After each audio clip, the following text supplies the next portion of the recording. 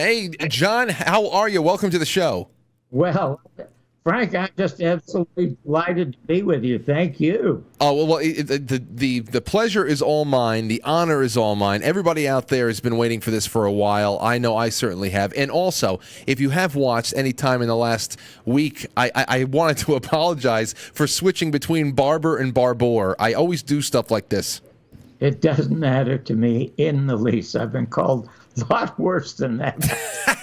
I can imagine, but you know what? I guess we're all in that game now too. There's a lot of venom being flung around out there, but it's really the basis of a lot of what we're going to say tonight. Now, as you might have heard, I own your 2017 documentary, and the biggest reason I couldn't wait to speak with you is because of the undeniable parallels between what we're seeing now and what was happening in 1963. When you observe the behavior in the media, in the intelligence community today, does it seem like the playbook has changed much since then? No, actually, it's gotten a lot worse. During the first very fake war, which is the Spanish-American War, America's greatest writer, Mark Twain, said, "If you don't read America's newspapers, you're uninformed. If you do, you're misinformed." And he also said, if voting made a difference, they wouldn't let us do it.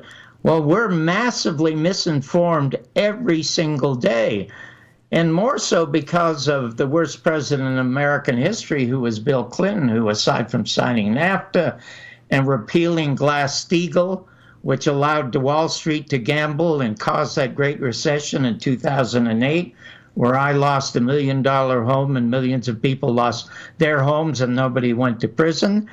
But the worst thing that he did, Frank, was he signed the Communications Act, which put 95% of all of America's media in the hands of 5 major corporations. When John Kennedy was murdered, you could only own 5 television stations or 5 newspapers or 5 radio stations. There were 1,500 different owners of the American media at that time. That no longer exists. And in order to make America great again, and Donald Trump could do it very easily, because first of all, I mentioned to you when we were off the air that Donald Trump was the inspiration that made me make the film that you just thoroughly enjoyed, The American Media and the Second Assassination of President John F. Kennedy. Because when he was running as a candidate, he was the first person to bring up this business of fake news. He kept talking about fake news. And I thought, my God, he sounds like Jim Garrison. And I hadn't interviewed Mr. Garrison since September 5th, 1981, for 3 hours in his home. And I thought, well, I'll get out those tapes again, Frank, and take a look at them. And I took a look at them. And now Jim Garrison was sounding like Donald Trump. And I was one of the very, very few people in the country, if you go back to my Facebook post, to predict that Donald Trump would win the presidency. And the next thing that I will say about this is that it's going to be a landslide in 2020. There's a lot of people that are thinking that, and I think a lot of people that appreciate that the encouragement of such. And I'll tell you, you bring it up. It's just in the title alone.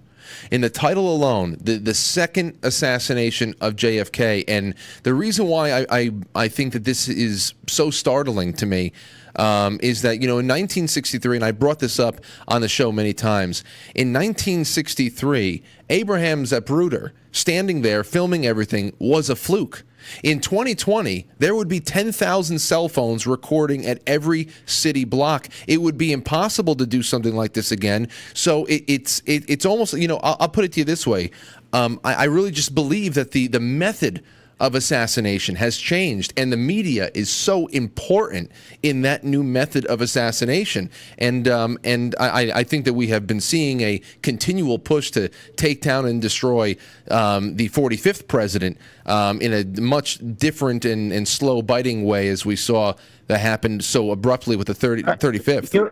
You were almost quoting me, because I said a number of times that if we had cell phones on November 22nd, 1963, there'd be a dozen important people being hung in Washington, D.C. for murdering the President of the United States. But there were cell phones during 9/11. There are cell phones all around the world today. And still the misinformation and the skullduggery that is going on by the American deep state continues and perpetuates, and not much is being done about it. And we can see that President Trump is having some very, very serious troubles. You know, Congress mandated that the CIA files should be released in October of last year, and Donald Trump twice said that he was going to have those files released. And twice he has caved in to the Central Intelligence Agency and not done that.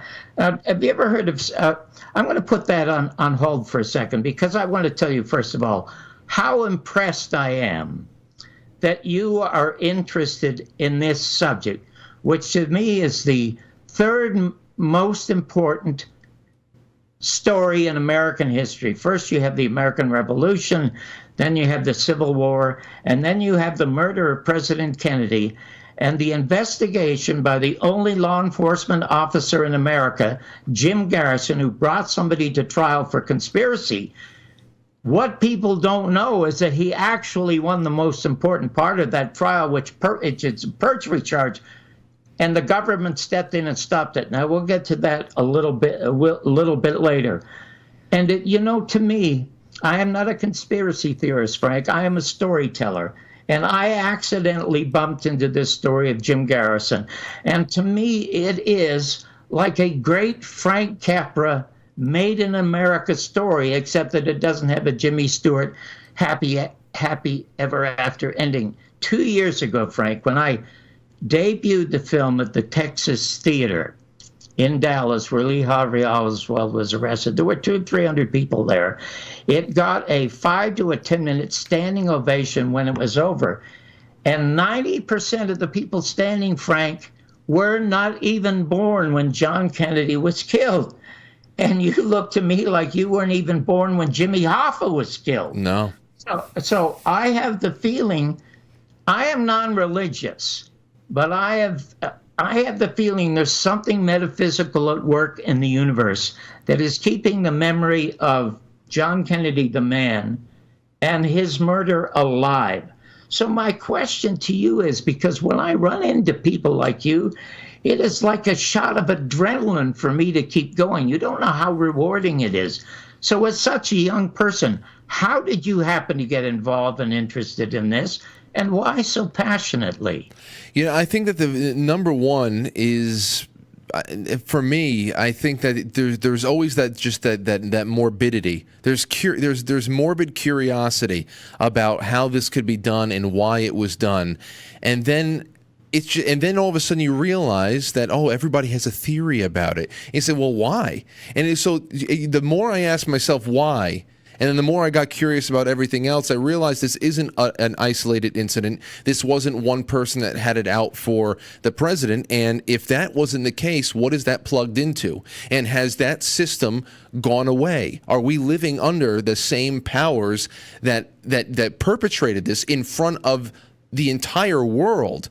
And I think that when curiosity gets the best of you and you start getting sold, because you can tell that you don't live in a free country when you're being dictated to, and when you express an opinion and you're being told your opinion's wrong and everything is boiled down to believer or denier. That tells me that there are very, very big and bulky corporate interests that are involved in everything. And if they can do that to an entire population, then I don't think that they have any real respect for human life. And I just think that from the microcosm of one man dying, you have the macrocosm of the world is under control by some very, very insane people. And all of that just drove me to want to understand whether or not that was correct. That is a quote from John Lennon in the film. He says, I think we're under the control of maniacs, some very insane people. It's an exact quote from the film.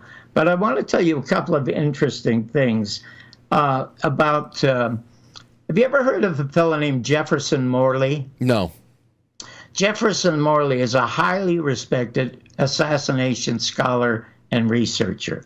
And one of the things that he did 7 years ago is he brought suit against the Central Intelligence Agency to release files. But the files he wanted released were not the Central Intelligence Agency files, because you and I know that every intelligence agency, and we have about 22 of them, and we certainly didn't need a CIA that Harry Truman ever regretted creating, they do not have documents that are going to be released that say this is how we murdered the son of a bitch and this is why we murdered him. They all talk in code. What Jefferson Morley wanted were the Jim Garrison files. They have 67 boxes of Jim Garrison's files, and because they acquired them during the House Select Committee on Assassinations, their investigation, fake investigation, and second cover-up of that murder, but they asked for Garrison to come and testify, and he refused, because they refused to come and testify at the Clay Shaw trial. But he sent him the 67 boxes. Though now the Warren Report files will be released in the year 2039. Jim Garrison's files won't be released for 25 years later, because those files name the names. They have the names of the shooters, the names of the planners, the amount of money exchanged, everything. So Jefferson Morley brought suit, and it went through the court system for 5 years and ended up before a judge in Washington, D.C. about 7 months ago. And Jefferson said, they are not the CIA government files. They belong to a private citizen from New Orleans, Jim Garrison, and the Constitution says that I can have them. And the judge overruled him. He supported the Central Intelligence Agency. Jeez. They're not going to release the Garrison files, and guess who that judge was? Who? Kavanaugh. Brett Kavanaugh. Brett Kavanaugh. So you know there's a lot more going on right now, more so than ever, because the linchpin to everything that has gone wrong with America since November 22nd, 1963, hangs on the murder of John Kennedy. It led to the murder of Robert Kennedy, to Martin Luther King. In 1968, is at the Riverside Church in New York City, your city. He's speaking to a full house at the Riverside Church with 20,000 people out on the streets. So they have to put out a megaphone so that they could broadcast his speech. And guess what he says?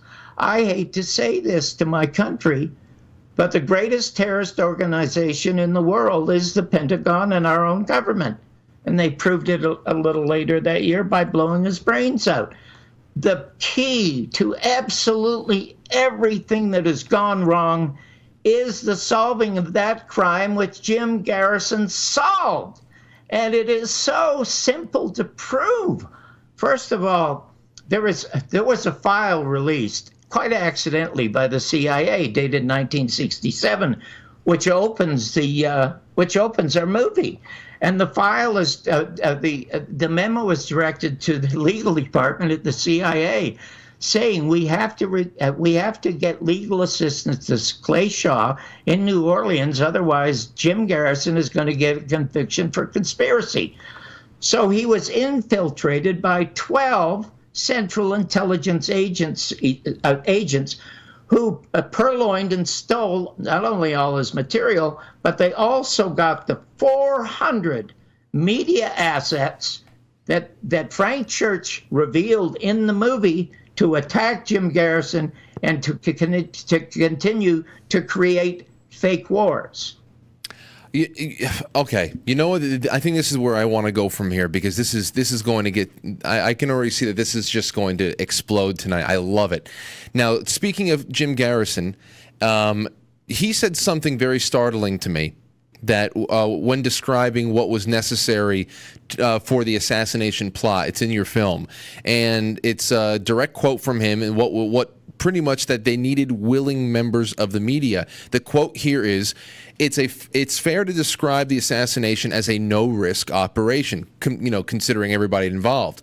Without knowing precisely who they were, I think that there had to be assurance that there would be, at least from the onset, a few elements of the media that would be cooperative from the beginning, because they had to start off with a certain momentum from the beginning before reality started to interfere with the building of the illusion. Boy, does that sound familiar these days, especially with the Russia stuff going on, how from the onset we are given the ending, and then you have to get it on out there and create momentum before the pieces start falling into place and you realize it's all an illusion. Now, just on that quote alone, any thoughts you have? Because I would like to actually talk to you about some of those illusions that they built up and have you take them piece by piece. I'm thrilled that you mentioned that. First of all, you quote Jim Garrison, you quote him accurately, and that man had just an unbelievable way with language. And the reason he said he didn't want to speculate is that he said to me off camera, it was the primary culprits were CBS, and it's quite obvious in the film. Dan Rather reporting the lie about the direction that the head goes when it's hit by a third shot, when actually there were multiple shots because the House Select Committee, Gary Mack quite accidentally found a dicta belt by a motorcycle officer named H.B. McLean that recorded more than 4 gunshots. But as Garrison said, you had to set up this myth before reality kicked in, and the first people to do that, of course, were CBS in the person of Walter Cronkite and Dan Rather. And at one point in the movie, they had to, because Garrison was so smart, they had to try to get Mike Wallace, who had this reputation of being this really tough guy who could bring down anybody, and they sent him down to confront and destroy Jim Garrison. And instead, on camera, you see Jim Garrison literally destroying Mike Wallace. But what Garrison did, when he was first looking into, at first I've got to tell you, Mr. Garrison believed the government. Frank, he believed the government. And he says on camera, he said, John, I was a victim of this authority syndrome. I was in the FBI. I was in the military. I was at Dachau when they liberated that concentration camp. And the only picture in his office, Frank, was him standing by the barbed wire, and he wrote underneath it, lest we ever forget. I mean, the man was truly brilliant. So what happened is he had an accidental meeting with Congressman Hale Boggs. Hale Boggs was the only dissenting member of the Warren Report whose dissent was never published. So he meets Mr. Garrison accidentally on a plane, and they're sitting side by side, and Hale Boggs says to him, you know, Jim, that kid could never shoot nothing. He couldn't kill a rabbit with that old man like a Cockano and that crooked side. No way. And Garrison said, you mean? And Hale Boggs said, yes, I mean, it's worse than that. So Garrison went out. He bought 3 sets of the 26 volumes of the Warren Report. He had one in the car, one in his office, and one at home, and he literally memorized it. And because Oswald had been in New Orleans, he began to open his investigation. And he was so totally brilliant. He absolutely almost solved it immediately with the simple things that he had done. But then what happened is the government infiltrated. And in the film, what he does also, he looks at the history of the Central Intelligence Agency. And it wasn't created by anybody in the military. It was created by a Wall Street lawyer named Forrestal, who was made Harry Truman's Assistant Secretary of Defense. And Forrestal began to question the illegal fake maneuvers and fake wars that he could see the United States creating. The first fake war being the war with the Soviet Union. As Jim Garrison says in the film, the Russians lost 25 million people. They had no infrastructure. They had nothing. They were no threat to this country. The biggest threat to this country was peace. And he said Eisenhower said it and left it to a 46-year-old young man to try to solve. Eisenhower, you see his departure speech when he's warning us about the military-industrial complex and their power. And so Garrison says to me, what happens now as you bring home 2 million soldiers? How many automobiles can they make? How many TV sets can they make? Maybe one a year. But you can make a $10,000 bomb every 2 seconds. And so that's what happened. And the CIA created something called Project Mockingbird, which was discovered by Frank Church in the film. Project Mockingbird was set up by the Central Intelligence Agency to infiltrate every major media in the United States in the 1950s to create the boogeyman scare of communism taking over Asia and communism taking over Korea. And thank goodness for Donald Trump that he solved the problems, or is solving the problems in Korea. And in the film, you see the head of the Central Intelligence Agency being questioned by Frank Church, asking, how many CIA assets do you have writing the news for Americans? Because they infiltrated the New York Times, the Washington Post, Time Magazine, Newsweek, even Reader's Digest.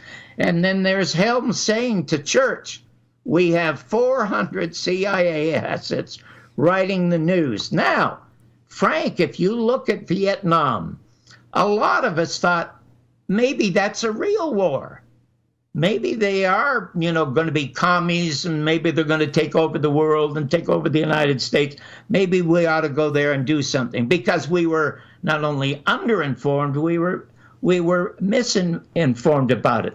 So you have 500 CIA assets then. Now what we have after that fake war, because we now know that the Gulf of Tonkin resolution was a false flag that never happened. No Vietnamese fishing boats attacked the Fifth Fleet, for crying out loud. So then what is the next major fake war? Iraq. And we had 2 million Americans marching all the way from New York to Newport Beach, from Miami to Minneapolis, knowing there were no weapons of mass destruction. You have Miller at the New York Times saying there are weapons of mass destruction. You got Condoleezza Rice, and you got Powell. You got all of the cronies who were serving the deep state saying they're weapons of mass destruction. And we went in and destroyed an absolute ancient biblical culture and murdered hundreds of thousands of people. Now, they only had 400 of these CIA assets at the time. Now, what do we have? We have no country that is an enemy, even though they're manufacturing all this bullshit about Russia. I don't know of any Russians who voted for Donald Trump. I only know of millions of Americans who voted for Donald Trump. And then look at it this way. Let's say the Soviet Union is smart enough to get Facebook and Instagram and all the social media to print stuff about how terrific Trump is and how god-awful Hillary is. You don't need any proof to know how god-awful Hillary is. All you have to do is run that 17-second clip of her saying about when they murdered Gaddafi. We came, we saw, he died. Ha, ha, ha. Cackling like the Wicked Witch of the North. That's one of the things that got Trump elected, because he wasn't Hillary Clinton. But let's say the Soviet Union is genius enough to do that. They change regimes. And I must say, the country that needs the biggest regime change is the United States of America. Okay, so now you have the Russians doing this. So they're trying to change our political system. They're using a computer. But what do we do when we want to change a system in Iraq or Iran or in Afghanistan or in Chile or Guatemala or any place else? We don't use computers. We use napalm. We use bombs. We use assassins. So Martin Luther King was absolutely right when he said what he said. And I don't like to speculate about anything. And one of the things that I didn't put in the film was a major speculation of Jim Garrison's about giving the orders. Somebody had to give the orders to Allen Dulles to plan the assassination of John Kennedy, which started the day that John Kennedy denied air support at the Bay of Pigs. And I would like to tell you a little interesting sidebar story, a very, very personal story. One of the cameramen on my documentary was a fellow named George Elkins. George, like myself, came from a very, very severely dysfunctional family. They would have had to improve just to be called misfits. And he never saw his father. But unlike my father, who ran away to serve in the Canadian Army and go to the peace and quiet of World War II, his father just disappeared but was in the military. And George came to me after the movie had a monumental, the first Garrison tapes, had a monumentally successful screening in Los Angeles, even though nobody would distribute it. It was never distributed in the United States. I gave it free to every television network. They turned it down. I gave it free to the 10 leading assassination sites in this country for their subscribers, and they all turned it down. But it became a monumental runaway hit around the world. Anyway, George got a call from his father. And his father, George, came by my house, and he was almost crying. He said, I got a call from my father. I hadn't heard from him in 10 years. And he's complimenting me on being a part of your movie, the Garrison tape. And I thought, God, that's wonderful. Are you going to see him? He said, no, he doesn't want to see me, but he wants to see you.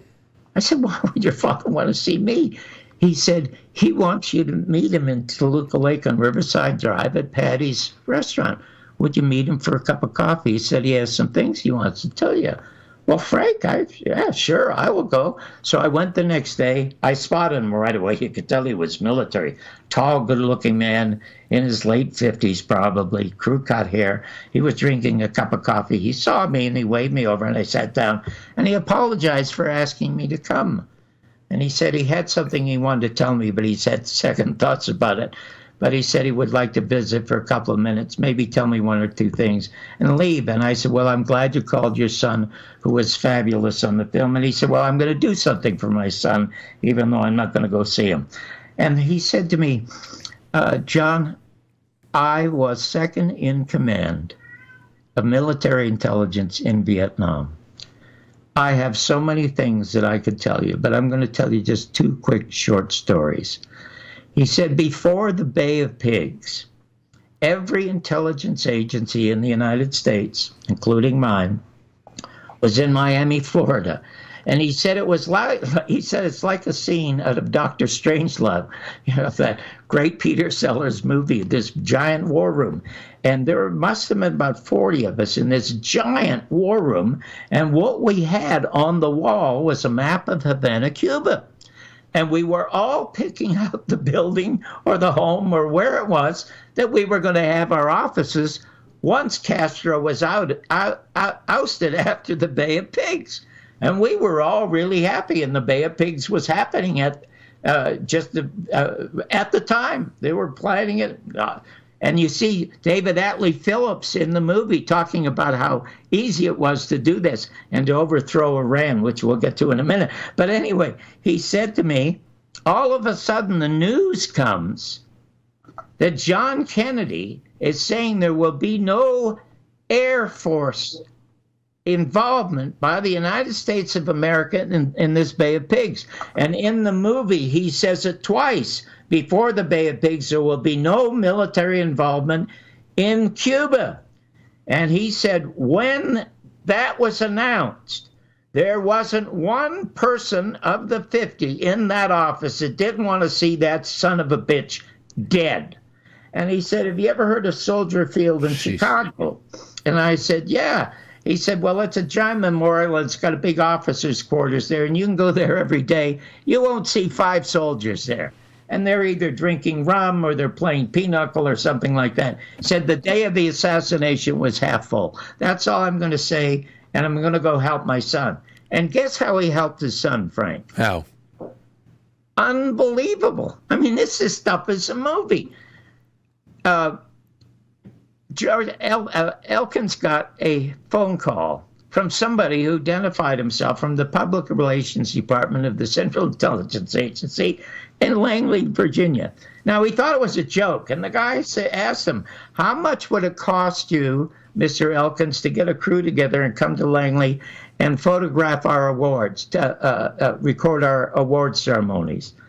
And so my friend just thought, it's a joke, and he says, I need air for first class. I need 2 extra cameras, a cameraman, $50,000.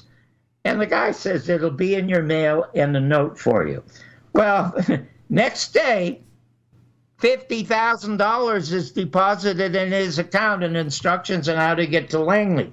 He goes to Langley, Virginia for 2 years to film. It's sort of the CIA's version of the Oscars and the Emmys and the Tony Awards. What happens, they line up all these deserving agents, and the director of the CIA comes down, recites their accomplishments, and pins a badge or a medal on their chest, and everybody applauds, and it's all tape recorded. When it is over, security goes down the line and takes the badges off of their lapels, confiscates Elkin's film, and it's trashed. So he did that for 2 years. He got $50,000 a year for that. Wow. Just sidebar story. Well, John, I gotta say, this is I wanted to start, but now that you bring all this up, it makes me think about the whole motives situation here. And maybe I can get around to some of these illusions, the things that the press helped build up that were really, things like the single shooter theory, Lee Harvey Oswald acting alone. A big question people usually have is whether or not Lee Harvey Oswald acted at all, or was it a little bit of whatever it was. There's also the single bullet theory that's been pushed by the. Let's start first of all with Lee Harvey Oswald. Jim Garrison proved immediately that Lee Harvey Oswald never fired a rifle or even a pistol because of the paraffin test. The results of the paraffin test conclude there is no nitrate on his cheek or his hand, so he didn't handle a pistol or a rifle. Is the paraffin, John? Is the paraffin test locked up, classified with his files? Because I know that the United States government official position was that it came back positive. Well, no, it's in the film. That shows you that J. Edgar Hoover's the one that announced that it was positive. Right. As a matter of fact, J. Edgar Hoover said, we have to convince the public that Lee Harvey Oswald is the assassin. Mark Twain says this on camera before there's even a trial. Now, the other thing is that Tippit was shot with an automatic. And so he wasn't shot with the pistol that Lee Harvey Oswald was arrested with in the Texas theater. Now, the one thing that Garrison would only speculate with me off camera, and he did a couple of times. The speculation he had about Lee Harvey Oswald. Let's get to the single bullet. It's Exhibit 399. Okay, let's imagine now.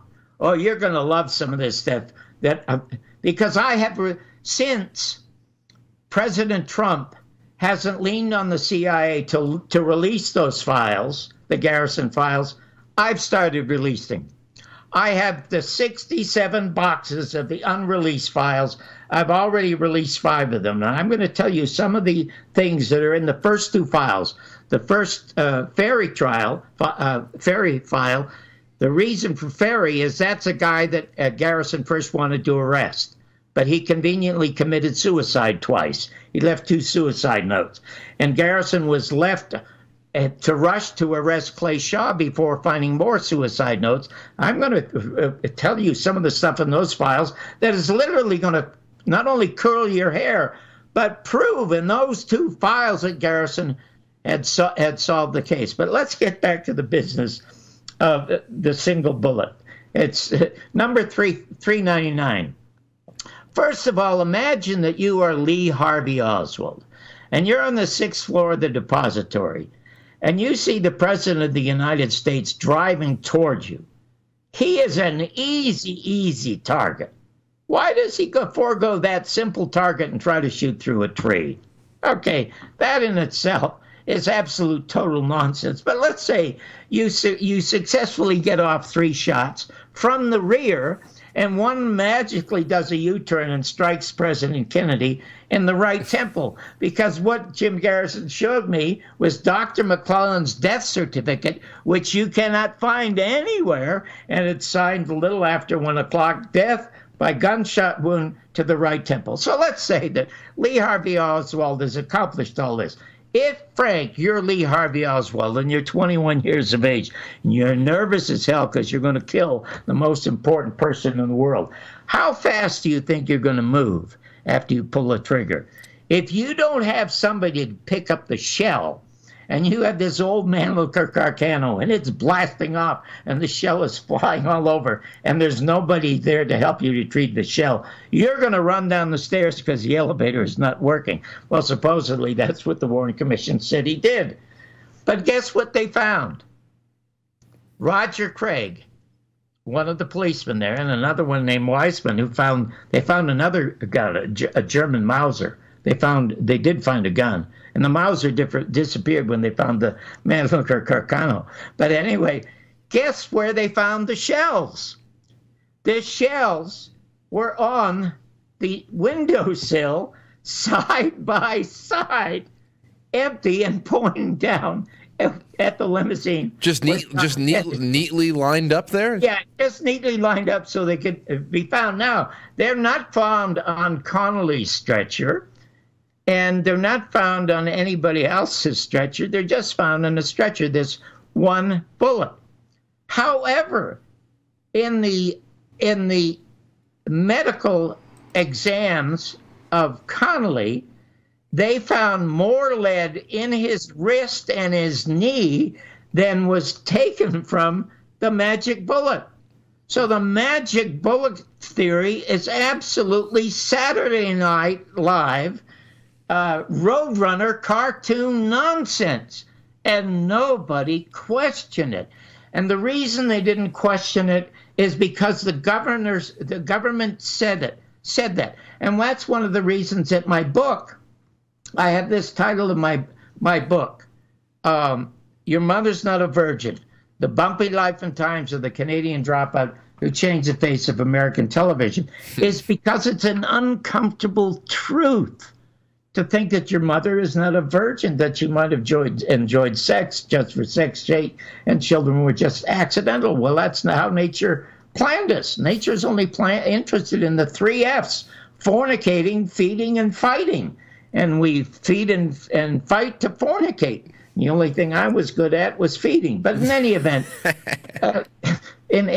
that's why I called it that. And the title grew out of the first conversation I had with Jim Garrison, when I accidentally ran across his book and tried to book him on my very first show.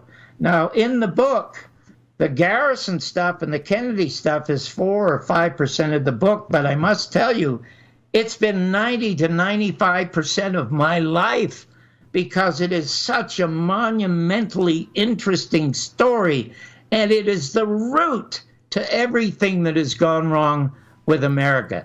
And when I begin to tell you how simple and how smart Jim Garrison was, you're going to begin to weep. You know, Frank, I must tell you very honestly, I have a very difficult time looking at any picture of John Kennedy or any picture of Jim Garrison.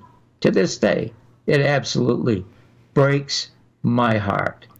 Now, I'll be happy to answer any questions and go on with this, because to me, it is a great, great, great story. And I'm not a conspiracy theorist. I'm just a storyteller. And this is the greatest story I've ever run across. I'm enthralled by it. I just want to keep learning about it. And I'll tell you, there was another documentary I watched that really, I believe, complements yours, but goes back even farther to talking about the moneyed interests inside a government, the kind of money that fueled both sides of the world wars and all that stuff. And they get around to the assassination of John F. Kennedy and the multiple shooters, the almost 16 shots, how this man was just made to drive through a shooting gallery. And every time I watch the Zapruder tape film go right past the point where his head just cracks open, I get sick to my stomach just to know how this man, in such a cowardly way, was left so exposed, and what he was talking about. And you want to talk about just the point of the hypocrisy of it all, or trying to using Mockingbird media to make enemies where there were none. To think about the ridiculousness of saying that Oswald was being driven by Marxist or Soviet forces when JFK was so openly anti-war and was so openly anti-escalation in Vietnam. Why the hell? Why the hell on earth would they? Would the Russians have any reason to want to take him out at that point if he's talking about peace? And to see a man who wanted peace so much just be attacked by all the vultures around him is deeply infuriating, and it gets more and more so the more I learn about it. And I wanted to talk a little bit maybe about the motives for the conspirators, because these are always hotly debated. So I want to start with the CIA. I have to imagine the biggest motive for the CIA, aside from controlling foreign policy and war profiteering, was merely survival.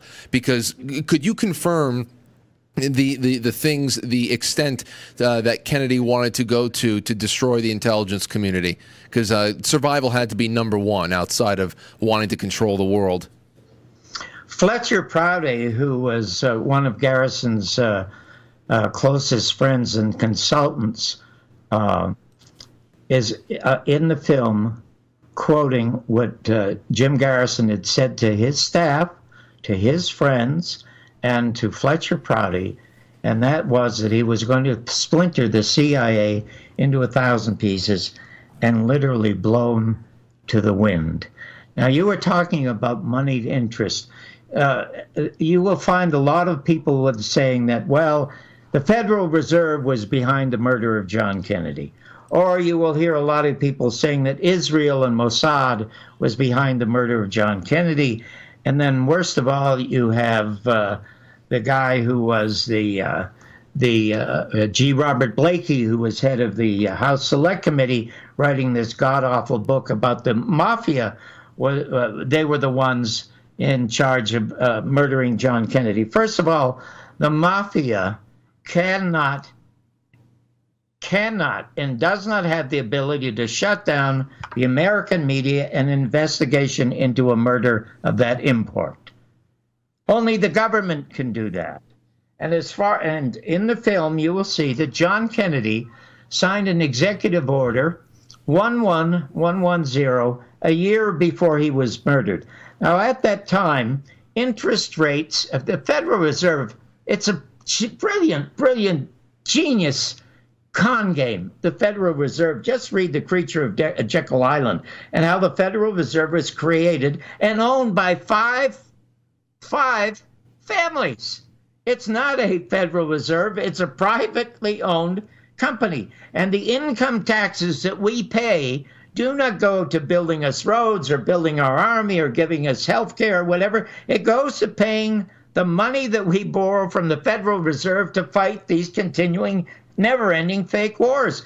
And I said to you earlier, now we have no more countries to attack, but still our government and the deep state and the media are telling us we have terrorists all over the world.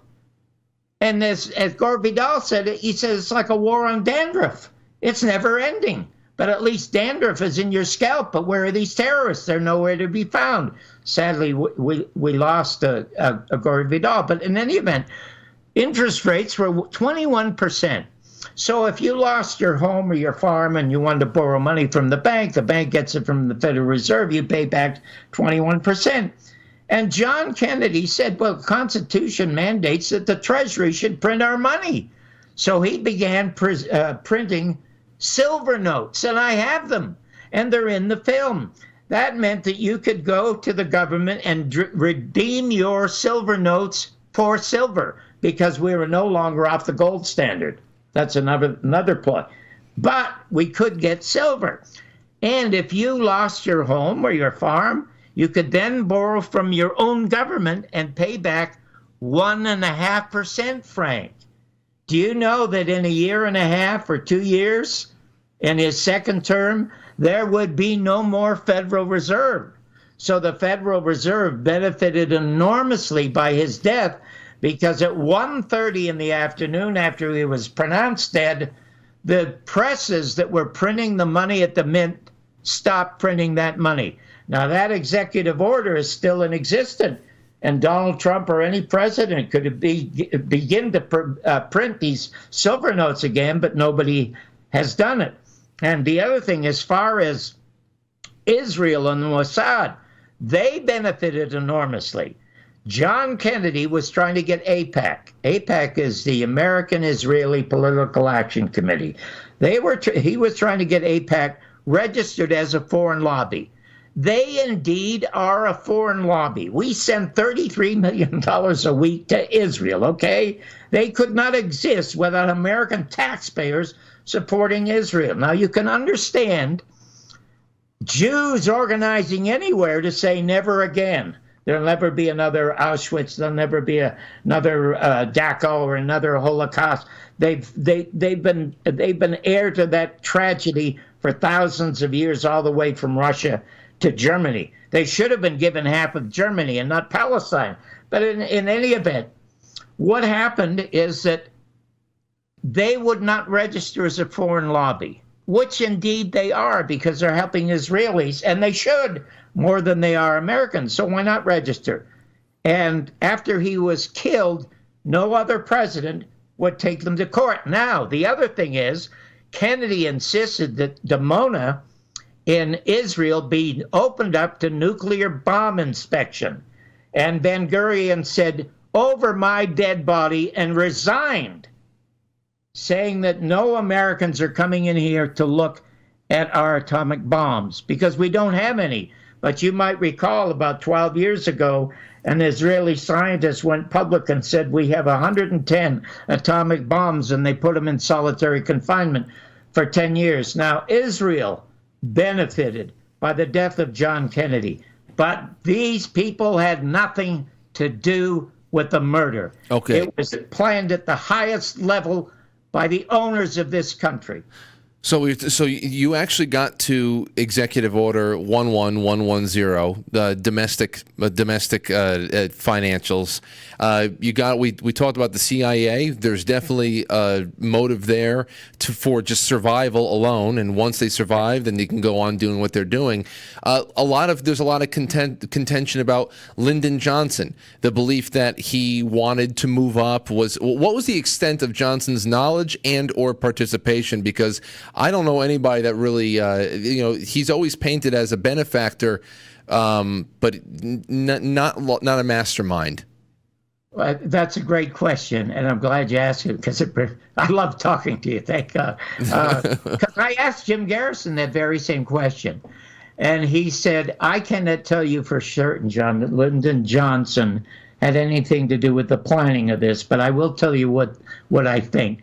I think when the gunshots rang out and he ducked, while he was down under the windshield and the dashboard, he was thinking about how he was going to redesign the Oval Office. That was his sort of sixth sense of humor. But I'm glad you brought up Lyndon Johnson, because this leads us to Donald Trump. Roger Stone, for 2 or 3 years, was one of Donald Trump's closest friends and political advisors. He had a lot of private time with Donald Trump. And Roger wrote this book in which he said that Lyndon Johnson was the mastermind behind the murder of John Kennedy. Now, you have got to know, if you're Donald Trump and your best friend and advisor right now happens to be Roger Stone, you'd be chatting with him about the murder of the President of the United States. Now, Donald Trump has never gone public about any of those conversations, and neither has Roger Stone. The one time that Roger was going to come on my show and I was going to talk to him about it, he suddenly canceled. So there's no question in my mind, since they were buddies, they talked about it. And probably President Trump knows a whole lot more than anybody maybe about this than perhaps Jim Garrison. So that's a great question. I'm going to bring up a bit of speculation. And of Jim Garrison talking to me off camera. He had me turn off the cameras, turn off everything, and send people out of the room. He said the guy who was orchestrated the murder of John Kennedy was, of course, the head of the Central Intelligence Agency, Allen Dulles. He said, now the Dulles brothers were also part of the banking family that lent Adolf Hitler $1 billion during the middle 30s to build up Hitler in the hope that they would go in and destroy communist Russia. And he says, and he's probably a billionaire in his own right. He said, but John, to the families, the half a dozen families that literally own the country, that's small potatoes to these people. He said, he was given orders. Now, I'm just speculating, he said, because somebody had to give the go-ahead to kill the most important man on the planet. My speculation is it is Averell Harriman. And I'm going to tell you why I'm speculating that it was him, in the same way that I think I found out and proved the guy who gave Lee Harvey Oswald, or gave Ruby the orders to kill Lee Harvey Oswald, which is a simple detective work, which I can reveal that's in the files. But get back to Averell Harriman. Averell Harriman was the heir to the largest railroad fortune in the United States, mega billionaire. He was 72 years of age, and he was known as the Crocodile because he was all for invading Southeast Asia and putting more advisors in there than Eisenhower wanted. And to keep him close enough to keep an eye on him, John Kennedy hired him as a military advisor. But all they did, Frank, was fight, because every time Harriman would talk about getting more advisors and troops into Vietnam, John Kennedy would say no. Now, you can find in Wikipedia memo 243 signed by Averell Harriman. Averell Harriman had ordered Henry Cabot Lodge, the ambassador to South Vietnam, to go to the CIA assets, who were generals in Diem's army, and to get rid of Diem. They assassinated Diem the first week in November 1963. Now, when Robert Kennedy heard that this memo had been sent without John Kennedy, his brother's approval, he went in and had a screaming fit with Averell Harriman. Averell Harriman then went to the Washington Post and the New York Times and publicly said the Kennedy brothers are lunatics. And then, of course, 3 weeks later, or less than 3 weeks later, John Kennedy was murdered in Dallas, Texas. And Averell Harriman went out to celebrate, as did a lot of people. They celebrated the death of the President of the United States. And you must remember that John Kennedy barely got elected, and he got elected by the help of crooked politicians like Mayor Daley in Chicago, where if you die, you can still vote Democratic.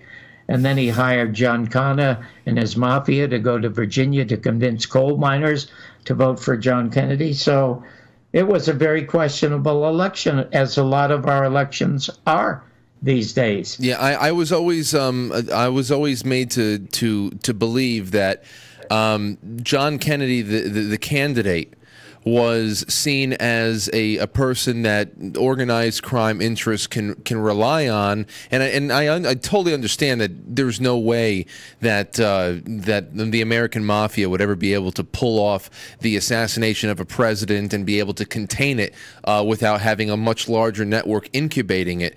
But I've been told that with this marriage between the government and these organized crime interests, what you had a guy who they thought, and we know that Joe Kennedy, the bootlegger, he had a lot of problems with organized crime, and he had a lot of debts that had to be paid, and they thought that this would be a great way of paying the debt, making sure that his son played ball when he got in there. But fate may have it, it seems like Jack and Bobby had a little bit more of a conscience and a little bit more of an idea, an independence than they thought they would have. That he would be a little bit more controlled by his vices. The astonishing thing, Frank, about both of the Kennedys. Look at Robert Kennedy. What a despicable person he was when he was working with Senator Joe McCarthy. I mean, he was totally unlikable. He was despicable. He was anti-constitutional, anti-Bill of Rights, for crying out loud. But look at how he evolved. And the same way with John Kennedy. He evolved being in office. I mean, there are very few successful revolutions that start from the bottom up. Successful revolutions are started by those people who are already part of the ownership of the system, and they see how corrupt it is, and they want to change. I'm going to tell you how simply. Have you ever thought of, okay, because there are things in these two files that I think you should know, because it's going to blow your mind. But have you ever thought about Jack Ruby shooting Lee Harvey Oswald? They supposedly the media coverage was something like that. Ruby did it because he was mad. He felt bad for Jackie. He didn't want her to have to go through testifying at a trial. Yes, well, that's true, and I'm glad you bring that up, because we have Walter Cronkite on camera lying to the audience when he says that Jack Ruby says he killed Lee Harvey Oswald because he didn't want to see Mrs. Kennedy have to go through a very painful trial. And then we cut to Jack Ruby, who's saying that it was important forces at the top of this government that put me in the position I'm in. And Cronkite is absolutely and totally lying, and we never see the press conference that Jack Ruby has. Now, here's how smart Garrison is. So let's say you're writing a script for CSI, and you got to do very simple Sherlock Holmes detective work. So what do you have? You have these nefarious characters. You got Lee Harvey Oswald, and you got David Ferrie, and you got Jack Ruby, and you got Clay Shaw. Well, you know, they weren't all in New Orleans at the same time, and Ruby was in Dallas, so there must have been a few phone calls somewhere. So what does Mr. Garrison do? Very simple CSI work. He gathers all of their phone records for 4 months, and he traces down one common number that they are calling very frequently beginning in early November. And the phone number belongs to the mistress of a mafiosa businessman in Chicago. It's the phone number of his mistress's apartment, and the guy's name was Lawrence V. Myers. And Lawrence V. Myers, you can find it, Jim pointed it out in the Warren Report. One of the mistakes the Warren Report made is they have the records of Lawrence V. Myers meeting with Jack Ruby the day before he shoots Lee Harvey Oswald. And Jim points out to me that this guy's son is also in military intelligence. So my guess, John, is, because I'd asked him, if you were Attorney General now, who would be the first people you'd arrest? And right away, the first person he said was Lawrence V. Myers. And then he said a guy named Fred Lee Chrisman, who was really high up in the CIA. So you will, and you know what? Any newspaper man, any journalist in America who was so inclined was given all of this information. Jim Garrison gave it to everybody, and it was never published.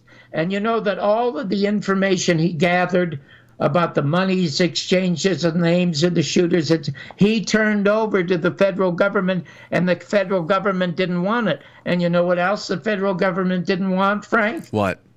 The Zapruder film. They said it has no evidentiary value, which only can mean one thing or two things.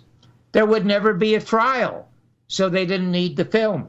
And the other thing is that it's a warning to anyone, because I asked, of course, at the end of the interview with Mr. Garrison, do you think the president runs the country? He said, John, I did until they murdered John Kennedy. And no president again will ever run this country unless they bring to trial some of the people still running around who were involved with his murder. And some of them are still running around. As a matter of fact, at the end of the film, I don't know if you got to the end of the film, Yep. because when I asked him about who he would arrest, he gave me a list of 20 people. And some of them are still alive. So at the end of my movie, I put together a 10 most wanted poster, and the 3 leading people that I would arrest and question over the murder of John Kennedy are on the poster. And I delivered it myself in the company of my lawyer to the Justice Department at the end of the film. Well, I know one of the people on that top 10 most wanted list you put together, George H.W. Bush. He has since died. So that's why I started when you brought up Donald Trump and you brought up the inability to get all of these things declassified. Going back to what you said in the beginning about J. Edgar Hoover.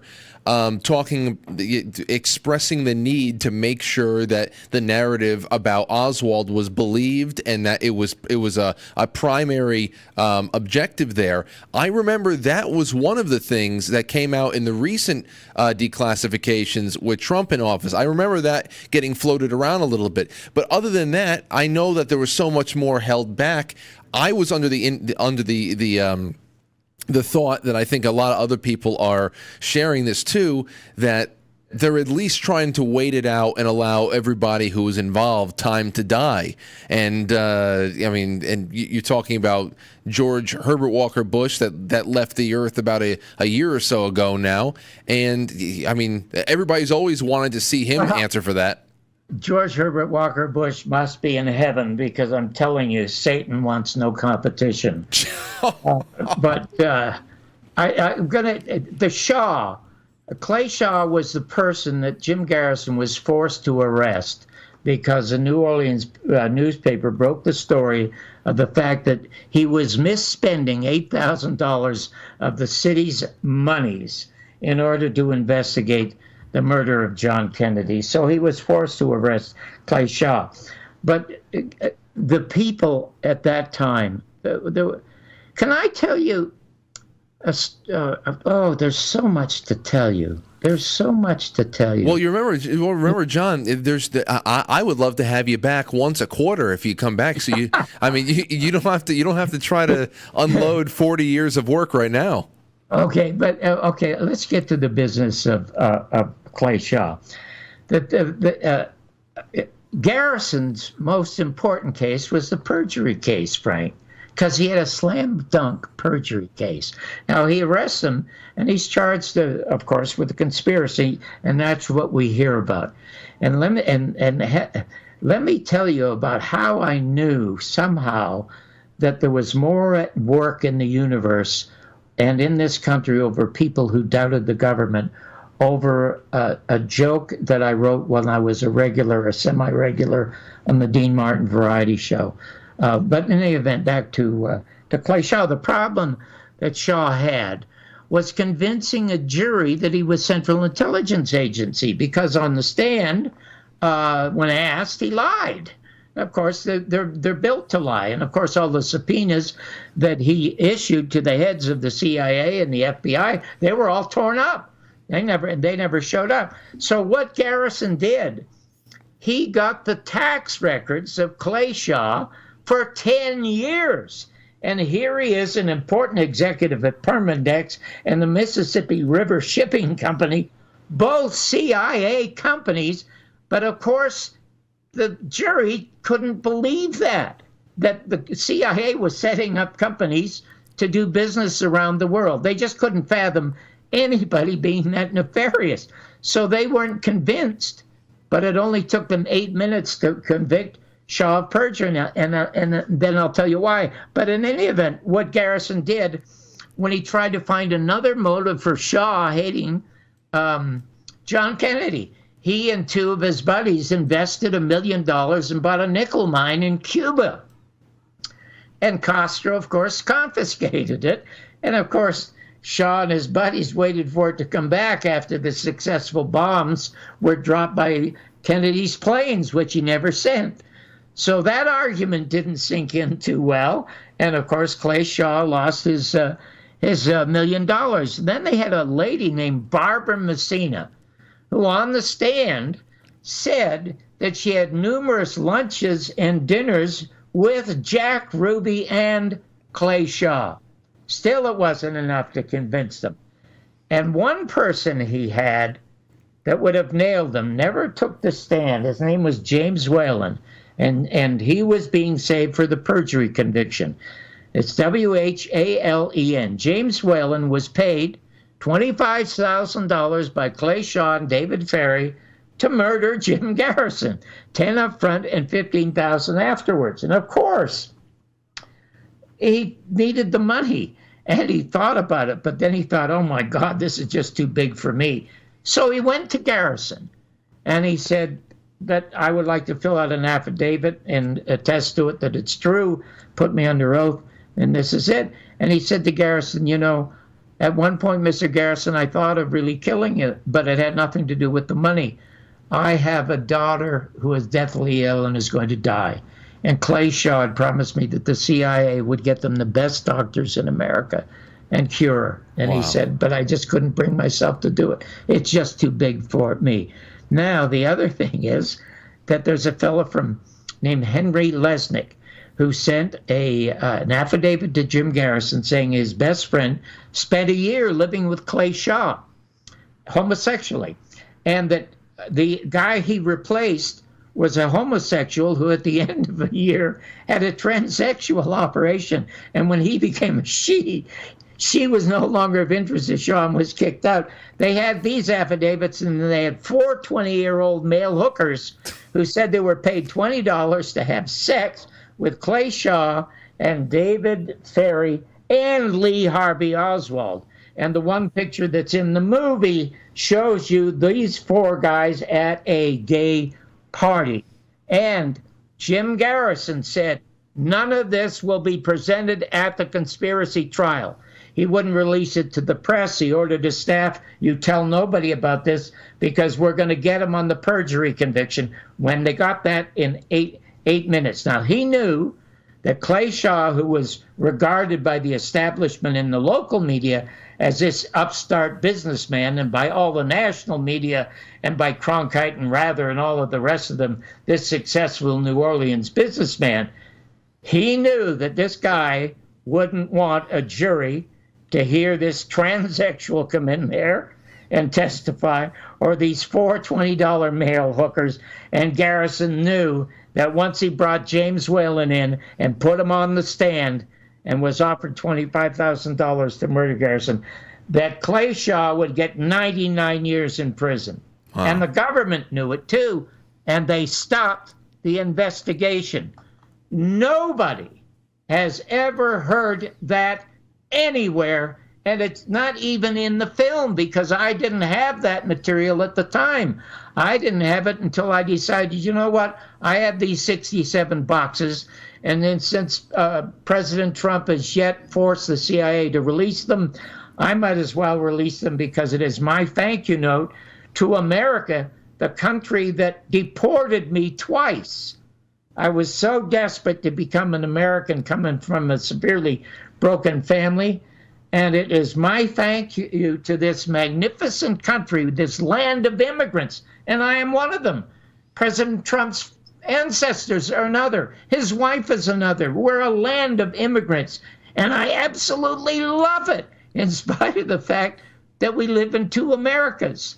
And I live in the Frank Capra America, and the rest of the country lives in the Alfred Hitchcock America. You know, that right there, John, is something I would love to kick open a question, maybe to wrap up your first appearance on the show, because I think that's a perfect opportunity to do it.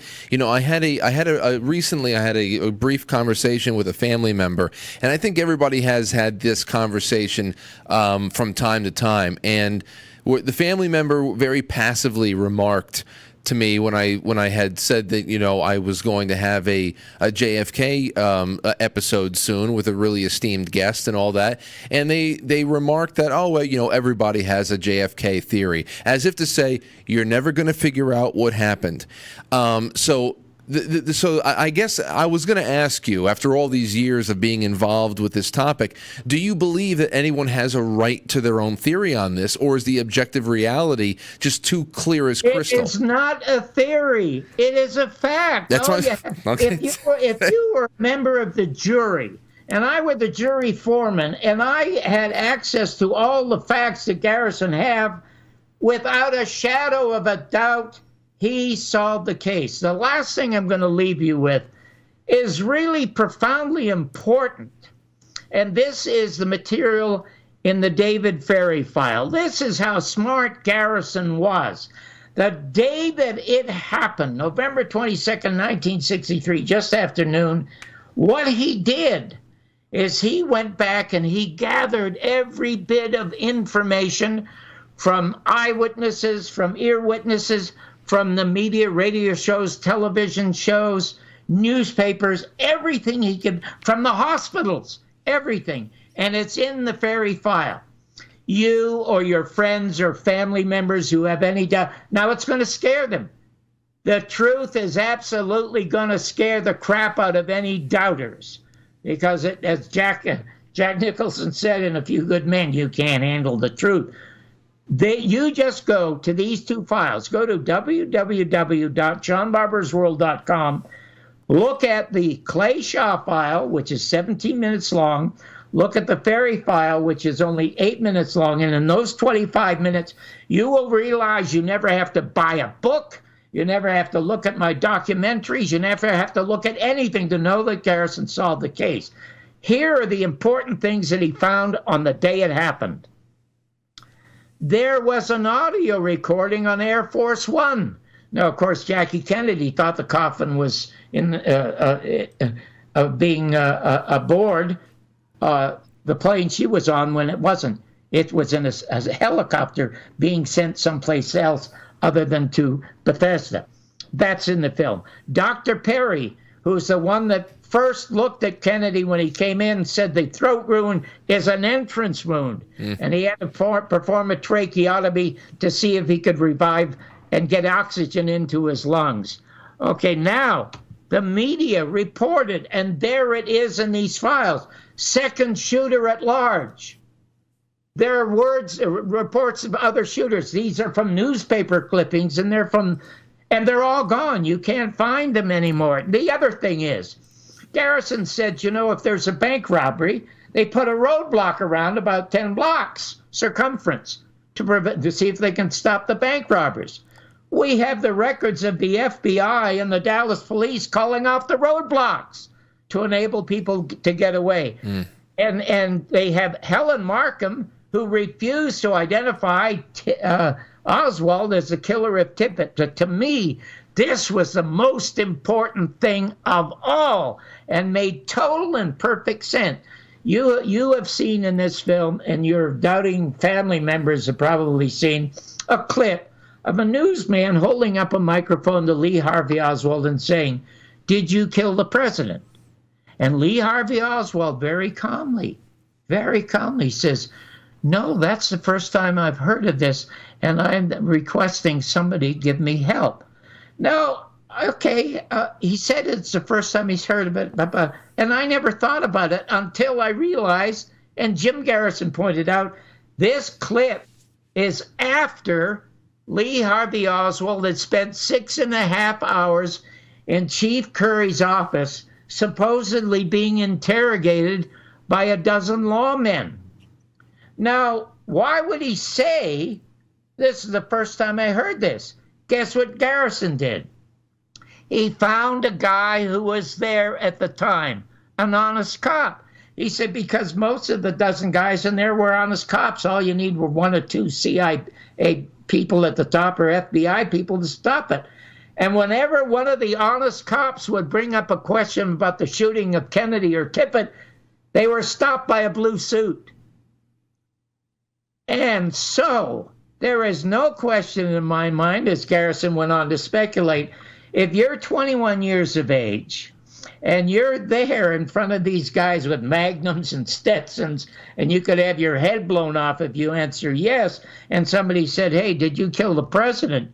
the first thing you're going to say is, hell no, I was sent here by the CIA. I'm one of the good guys.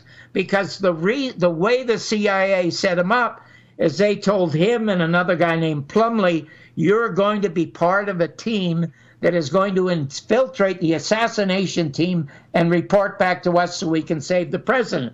That's how they set up the patsies. They had 3 separate patsies. Do you know there was Richard K. Snagell was one of them. And you know what Richard K. Snagell did? In October, he went to Texas, El Paso, Texas, walked into a bank and pulled out a gun and shot it into the ceiling and sat down and waited for the cops. And when the cops showed up, they wanted to know what he was doing. He said, I want to be in jail on November 22nd here and not in Dallas.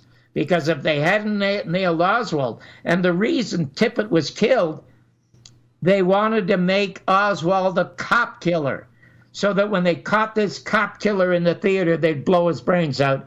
And instead, a cop that wasn't crooked got there in time and only punched Oswald in the face. Wow. Here's the last thing I want to ask you. And this is taking all this back to the modern day. Another thing that passive people in our lives will say about the Kennedy assassination and things like it. I mean, we're talking about over 50 years ago now. This is the way that people treat things that happened, back in 2012. This is how people look at Benghazi these days.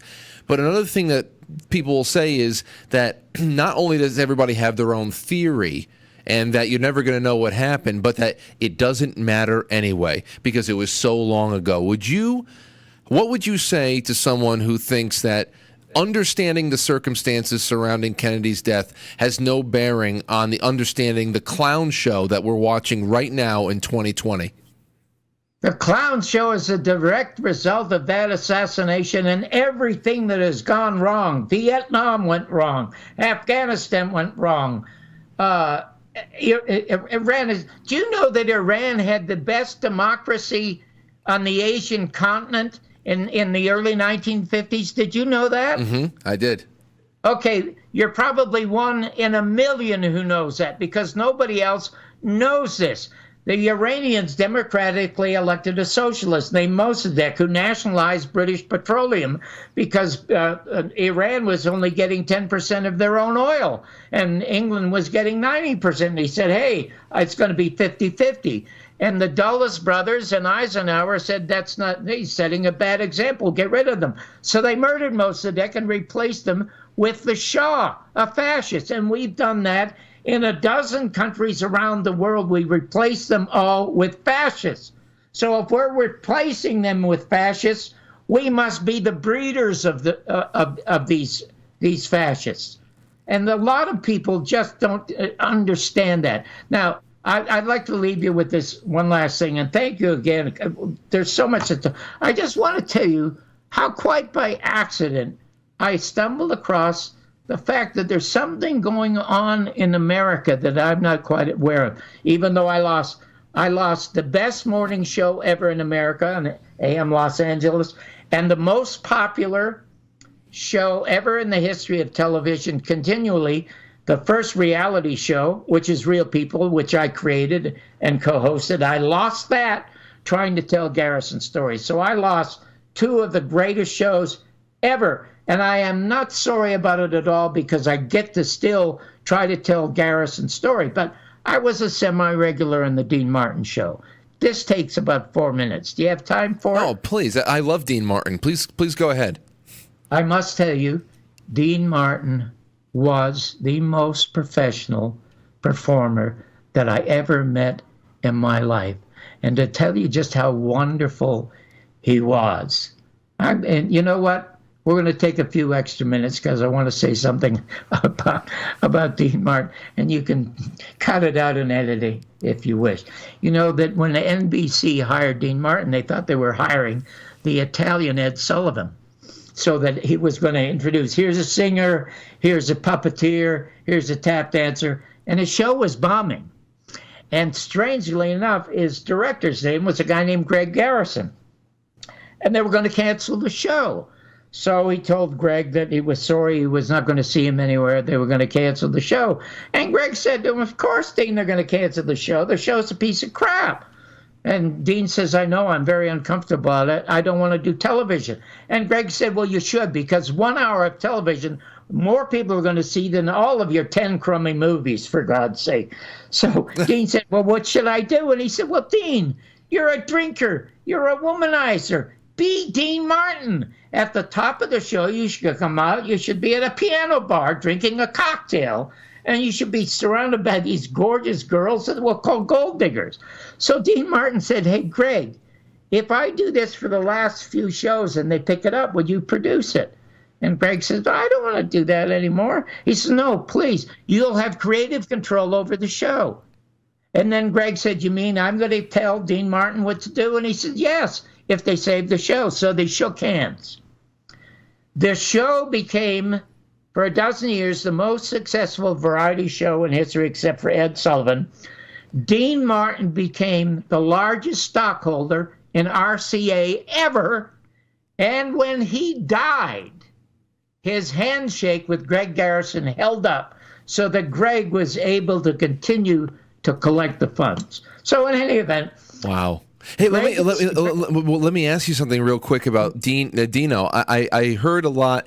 I've heard his kids say that, yes, the professionalism was through the roof, but that also he was so committed to the act of being the cocktail swilling crooner, but whereas they all knew how to throw a few back, a lot of the times he just committed to the loose drunken feeling that he wasn't actually drinking constantly. A lot of it was prop liquor. That's true. And he saw my son was a Caucasian Tiger Woods. When my son was 6 years of age, he could hit a golf ball 40 yards. And Dean always used to play at the Riviera Country Club near the Pacific Ocean. He saw my son playing golf one day.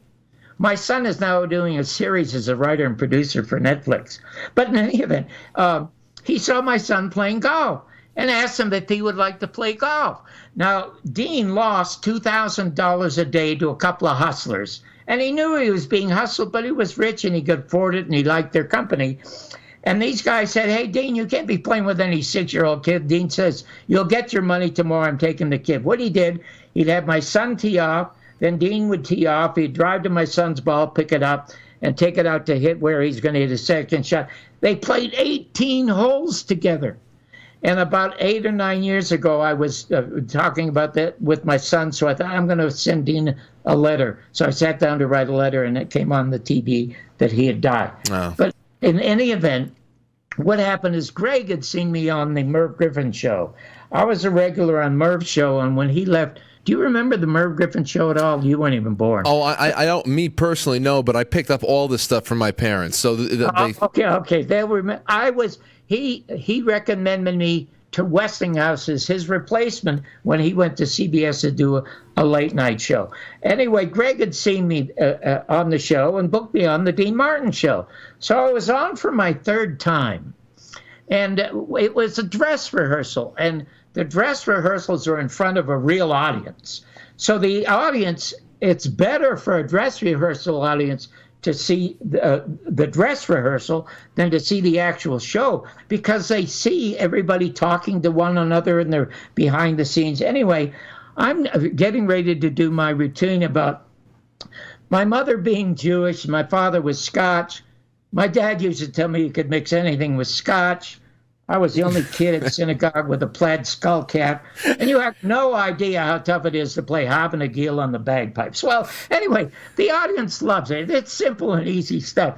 And the voice comes over the loudspeaker, and it's Greg. He says, hey, John, stop it. Hold it a minute. I'm coming downstairs. So he comes downstairs, and all the audience is looking, and they're smiling. And here he is standing in front of me. And he said, John, I go see you at a club, and I've seen you on some other shows, and you do some really good political stuff. Could you do something political that might last 10 or 15 years so that when these things go in rerun? And I said, yeah, well, let me think about it a minute. So he puts it on pause, and I'm pacing around, and the audience is smiling at me. They can see me trying to think.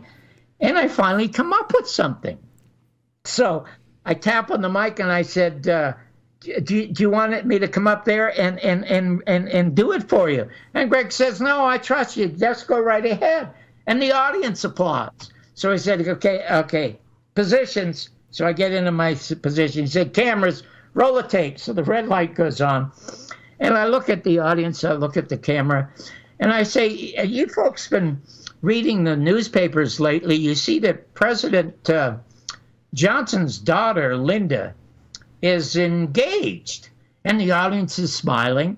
And I said, the guy that she is engaged to is in the U.S. Air Force. And his name is Charles Robb. You know that? So they're all smiling because it's all big news. And I said, you know, that what they don't tell you, though, is that Earl Warren, the head of the Supreme Court, has called President Johnson and said he wants to perform the ceremony. And they're all smiling. And I said, but they don't tell you what President Johnson said. And they're looking at me.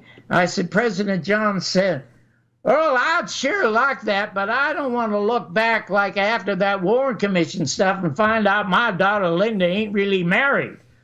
Well, my God, Jesus, Frank, there was an eruption of applause.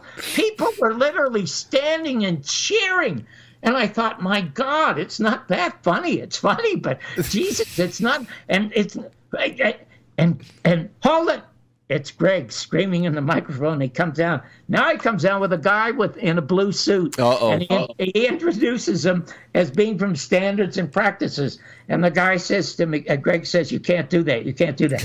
And I said, hold it. I'm not saying anything wrong here. I'm not saying somebody killed the president or not killed. It's just a joke, for God's sake. And the guy pointed at me and said, here at NBC, we support the Warren Report. You are not doing that joke. So the blue suit. Yeah, so Greg turned to the audience. He says, folks, Johnny's doing the Jew stuff again. Oh, John, I can't thank you enough for this. This was such a great, and there's so much I want to ask still that we don't have time for, and I don't want to take up too much more of your night. I even wanted to ask you a throwaway question because, you know, out of all the theories that are out there, I mean, people who just entertain their own stuff, there's people who think that JFK made a lot of enemies because he wanted to expose UFOs and secret space programs. You know anything about that?